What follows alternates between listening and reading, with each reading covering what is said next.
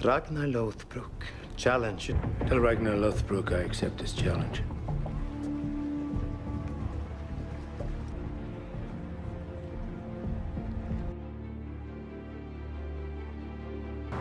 This is a personal combat.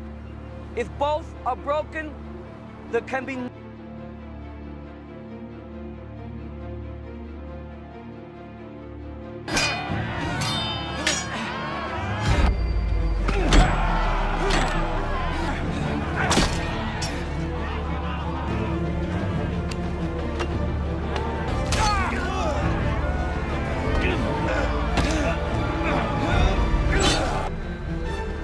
Lord Odin is here.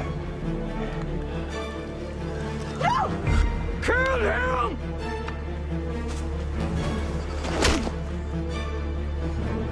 Hail, O Ragnar!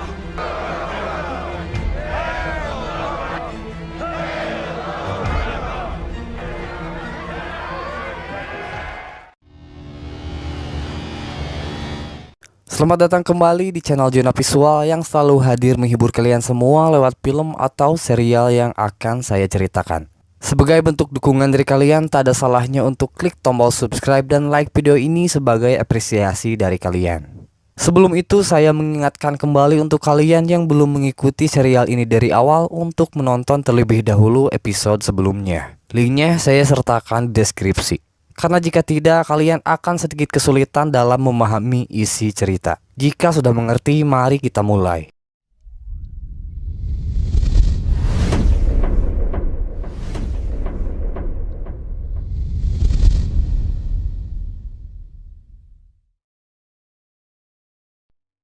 Di awal film memperlihatkan Ragnar beserta pasukan yang telah sampai di salah satu tempat di wilayah kerajaan Northumbria. Di sana mereka mendirikan kemah dan membentuk pagar-pagar untuk memperkuat kemah yang didirikan oleh mereka. Berbeda dengan penjarahan sebelumnya, kali ini mereka tidak bergesa-gesa untuk segera melakukan penyerangan dan mereka memilih untuk tinggal lebih lama. Ya, walaupun dalam hal ini Rollo kurang sependapat dengan keputusan Ragnar. Di pihak lain, King Eila kedatangan adik kandungnya sendiri yang bernama Ethelwulf. Ethelwulf yang mengetahui desas-desus mengenai keberadaan orang utara atau lebih tepatnya Ragnar, ia meminta kepada King Eila untuk mengutus dirinya melawan pasukan Ragnar. Tanpa rasa ragu, King Eila setuju dengan keinginan sang adik. Jauh di seberang sana, Lagertha yang sementara waktu mengisi kursi yang ditinggalkan oleh Ragnar kedatangan sepasang suami istri yang mengaku mempunyai masalah keluarga. Jadi gini, sepasang suami istri ini sudah bertahun-tahun menikah tanpa memiliki seorang anak. Setahun ke belakang, seorang pemuda yang bernama Rig menghampiri mereka dan meminta untuk tinggal bersama mereka. Selang beberapa hari, si wanita itu hamil dan 9 bulan kemudian melahirkan seorang anak yang saat ini sedang ia gendong. Tak lama wanita ini merasakan kehamilannya, si pemuda yang bernama Rig ini menghilang begitu saja. Nah, intinya kedatangan si bapak ini adalah untuk meminta pendapat kepada Lagertha siapa yang telah menghamili istrinya tersebut. Setelah ditanyai, wanita ini terlihat ketakutan dan mengatakan bahwa ia tidak tahu siapa yang telah menghamilinya. Si bapak bersikeras bahwa istrinya telah berhubungan seks dengan pemuda yang tadi saya sebutkan. Menurut cerita leluhur mereka, Rig adalah nama lain dari dewa Heimdall. Dalam hal ini, Lagertha mempercayai bahwa pemuda tersebut merupakan jelmaan dari dewa Heimdall. Ia mengatakan bahwa pasangan suami istri ini beruntung karena telah diberikan karunia oleh dewa Heimdall. Ya, si bapak tidak mempercayai perkataan Lagertha karena menurutnya hal itu hanyalah sebuah cerita. Jelas perkataan si bapak membuat Lagertha marah dan ia mengancam jika si bapak menyakiti istrinya, maka si bapak akan berurusan dengan Lagertha. Di tempat yang berbeda, Ethelwulf bersama pasukannya telah sampai di sebuah tempat yang berjarak beberapa meter dari kemah pasukan Ragnar. Ia berpikir bahwa pasukan Ragnar terlalu kuat untuk diserang secara serentak karena memiliki pertahanan yang sulit untuk ditembus. Maka dari itu, ia menginstruksikan pasukannya untuk membuat kemah di tempat tersebut. Hal itu bertujuan agar memancing pasukan Ragnar keluar dari kemahnya. Sementara itu, Ragnar menyadari bahwa ia tengah diintai oleh pasukan musuh. Mengetahui hal itu, Rollo tak sabar untuk menyerang pasukan tersebut. Akan tetapi Ragnar meminta kepada abangnya ini untuk menunggu dan melihat kekuatan lawan terlebih dahulu. Ragnar beralasan bahwa dirinya tidak ingin mengambil risiko kehilangan pasukan secara cuma-cuma. Di malam hari pada saat pasukan lawan tengah beristirahat, Ragnar dan kawan-kawan mulai maju untuk menyerang secara diam-diam.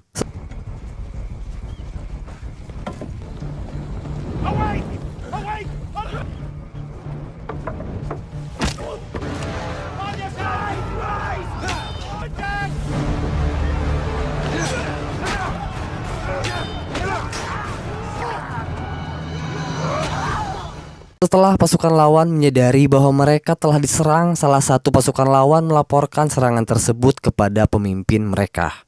Mendengar hal itu, Ethelwulf berdoa meminta perlindungan kepada Tuhan dan segera bergegas keluar dari kemah.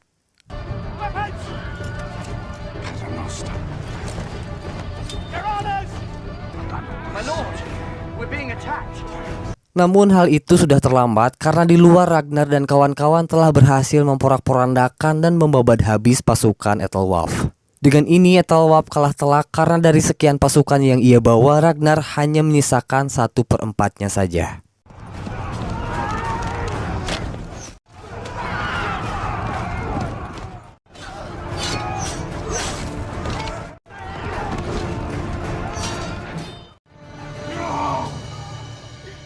Setelah hari mulai terang, Ragnar menghampiri Ethelwulf dan menanyakan siapa dirinya. Kemudian ia mengatakan bahwa dirinya adalah saudara dari King Aela. Berpindah memperlihatkan kecemasan King Aela setelah mengetahui bahwa pasukan yang ia utus telah dikalahkan oleh orang-orang utara. Lalu ia meminta saran kepada semuanya apa yang harus ia lakukan untuk menghadapi orang utara tersebut. Salah satu penasehatnya mengatakan orang-orang utara itu telah dikirim oleh Tuhan untuk menghukum rakyat di sini atas pelanggaran dan dosa-dosa mereka. Lalu seorang pemuda mengatakan bahwa orang-orang utara itu adalah orang-orang liar yang memiliki niat untuk merampok dan menjarah sebuah harta. Kemudian ia menyarankan kepada raja untuk memenuhi keinginan orang-orang utara dengan memberikan uang dan segala keinginannya. Tentunya semua orang yang ada di sana berpikir bahwa saran dari pemuda itu hanyalah tindakan yang memalukan. Sang raja memerintahkan kepada semuanya agar tetap tenang dan ia meminta waktu untuk memikirkan apa yang harus ia lakukan selanjutnya. Di ruangan pribadinya, sang raja tunduk memohon meminta perlindungan dan keselamatan kepada Tuhan. Tak lama dari situ anak buahnya memberitahu bahwa pasukan musuh telah datang. Di luar istana, Ragnar dan kawan-kawan telah sampai di tempat tersebut dengan membawa tawanannya. Ya, Ragnar maju dan menunjukkan kepada pasukan penjaga bahwa Ethelwulf masih hidup. Beberapa saat kemudian, utusan dari raja menghampiri mereka dan memberitahu bahwa sang raja telah mengundang mereka dengan maksud membicarakan tebusan untuk membebaskan saudaranya. King Aela invites your leader to meet him in... Who is your leader? He would like to talk to you about what he can...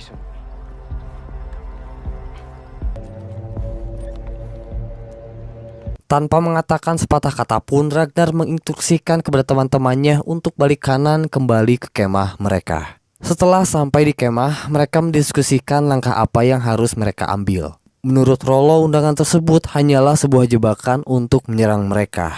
Ia berasumsi bahwa raja tidak memikirkan keselamatan saudaranya. Berbeda dengan sang kakak, Ragnar berpikir bahwa hal itu tidaklah mungkin terjadi. Karena bagaimanapun ia pribadi lebih mementingkan keselamatan saudaranya ketimbang hal apapun. Selain itu, Ragnar hanya ingin berbicara dengan raja dan ingin melihat seperti apa kehidupan seorang raja.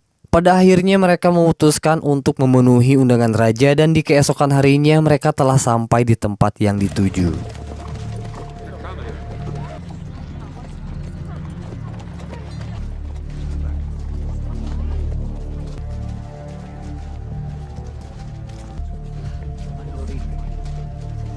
Di dalam istana, salah satu pengawal raja memperkenalkan Ragnar dan Rollo kepada sang raja. Sang raja menyampaikan bahwa ia sangat senang atas kesediaan Ragnar untuk memenuhi undangannya.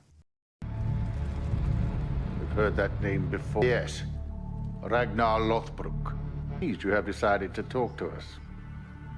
Lalu sang raja mengajak temunya itu untuk menikmati jamuan makan. Saat makanan dihidangkan di atas meja, mereka melahap makanan tersebut seperti orang yang kesetanan.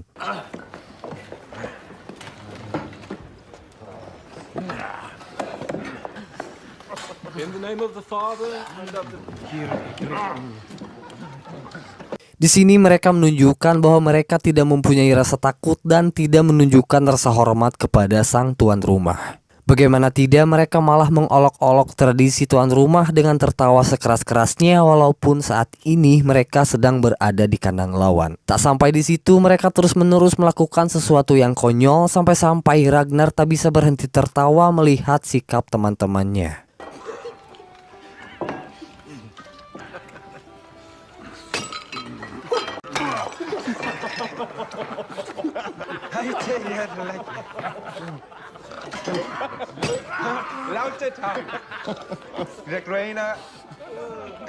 Setelah itu Ragnar mengatakan kepada King Eila bahwa dirinya harus memberikan emas dan perak seberat 2000 pound sebagai syarat untuk membebaskan Ethelwulf. Mendengar hal itu, beberapa pengawal raja mendekati Ragnar hingga ketegangan pun terjadi. 2,000 pounds. That is a price.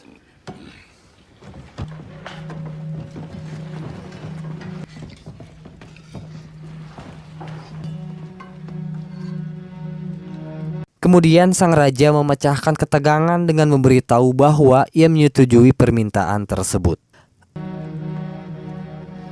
I agree to the Good. terms.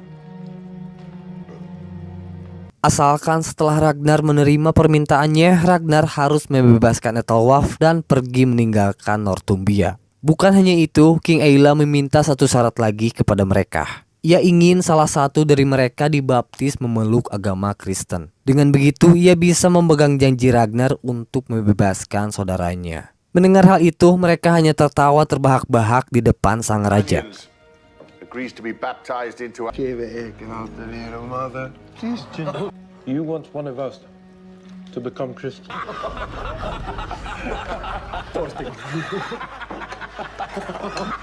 Namun secara tak diduga, Rollo berdiri mengatakan bahwa dirinya setuju untuk dibaptis menjadi orang Kristen. I will be Christian. Di tempat yang berbeda, Siggy mengunjungi Lagertha untuk meminta dijadikan seorang pelayan. Dengan ramah, Lagertha menyambut baik kedatangan Siggy dan ia merasa bahwa Siggy tidak perlu untuk menjadi seorang pelayan. Ethelstan memberitahu bahwa dulu pada saat ia masih menjadi seorang pelayan dari orang penting, ia merasa hal itu merupakan suatu kehormatan dan sebuah kebanggaan. Kemudian ia meminta Lagertha untuk mempertimbangkan permintaan Siggy. Setelah dipikir-pikir, akhirnya Lagertha menerima keinginan Siggy dengan mengatakan saat ini Siggy dan anaknya berada dalam perlindungannya. Walaupun begitu, ia tidak akan memperlakukan Siggy seperti seorang budak. Mendengar itu, Siggy berlutut dan berterima kasih kepada Lagertha. My protection, but I will never treat you as a servant. Di tempat lain, Rollo memenuhi janjinya untuk dibaptis disaksikan oleh teman-temannya dan King Eila. Di sini semua orang menyaksikan bagaimana seorang Rollo dibaptis dengan sedikit keraguan-raguan. Teman-temannya hanya tertawa setelah melihat kepala Rollo dicemplungkan ke dalam air.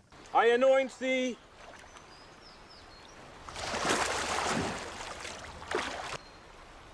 In the name of the Father. Sementara itu, Ragnar dari tadi memperhatikan King Eila dan ia mengikuti gerakan dari orang yang ia perhatikan. Setelah upacara pembaptisan selesai, mereka kembali ke kemah untuk menunggu pembayaran yang telah dijanjikan.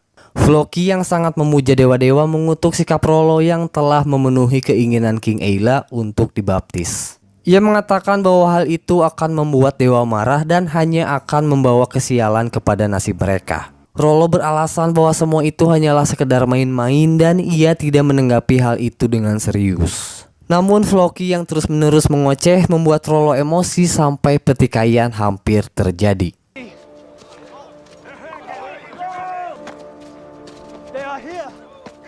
Emas dan perak yang telah dijanjikan oleh King Eila telah sampai di depan kemah mereka.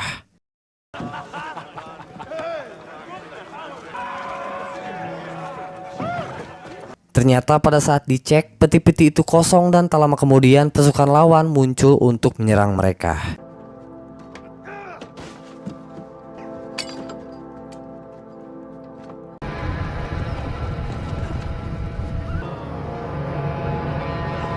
Untung saja pertahanan yang mereka bangun sangat kuat sehingga mereka berhasil menahan barikade pasukan terdepan dari lawan mereka.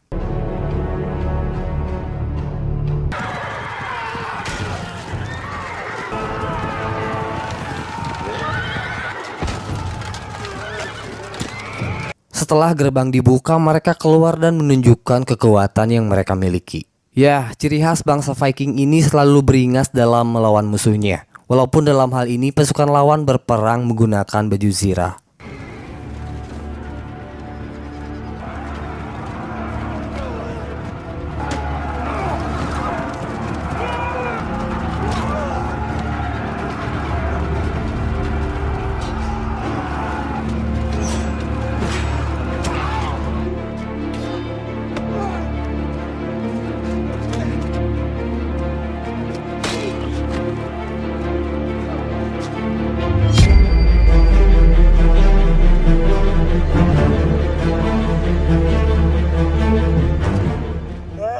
Pada akhirnya mereka berhasil memenangkan peperangan tersebut hingga pasukan lawan tak berdaya menahan kekuatan bangsa Viking. Setelah peperangan selesai, Ragnar kembali ke kemah untuk menghampiri tawanannya. Ya, ia menghampiri Ethelwulf dan mengatakan bahwa sang raja tidak peduli dengan keselamatannya. Jelas Ragnar yang marah kemudian membunuh orang tersebut. Setelah dibunuh, jasad Ethelwulf dikirim oleh Ragnar untuk diperlihatkan kepada King Eila.